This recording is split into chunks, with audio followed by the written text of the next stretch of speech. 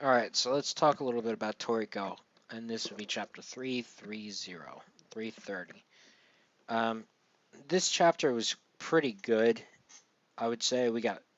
A, this chapter, for the most part, was world building, which is very good. Um, because Mitsutoshi, if there is one thing he does absolutely brilliantly, it's world building. There are a lot of things he does brilliantly, but I think he may potentially be unrivaled when it comes to world building. I think, I mean, Togashi's very good at it too with Hunter x Hunter, and Oda is very good, but I think the Gourmet World beats the New World so far. As far as world building, um, it's he's very very good. I don't know. I have to think about it, but anyway, let's talk a little about this world building. So apparently, all in this giant fucking clam, there's an entire habitat where they're able to raise their own beef and meat and other types of shit, which is cool. Um, I really do like this because inside this giant clam they have a whole civilization completely isolated from the outside world. Um, in which case, I mean, people can go in, but I mean, generally speaking, they have an entire world there almost. Um, Obviously, it's an exaggeration, but they're completely independent. They're not dependent on trade or anything like that. Apparently, so ultimately, you know, they have shells like the human world has stars on their restaurants, which is, I mean, it's fine. Which even further solidifies how independent they are. And apparently, the food spirits are the reason for the population, and we'll see why.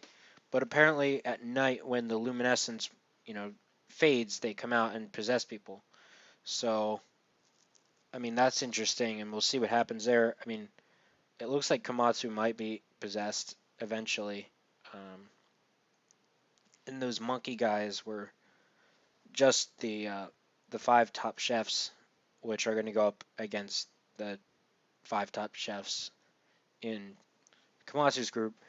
Whether or not Komatsu's probably he'll probably be in there if he makes it. Um, it's Komatsu. I mean, he he gets such special treatment in the manga. He's just gonna get it. He gets main character treatment, even though he's really not the main character. But regardless, um, so yeah, they're about to go into battle. It's gonna be interesting, and you know the whole pissing scene was kind of funny with somebody who's kind of looked like him and basically just pissed his pants, which is fine.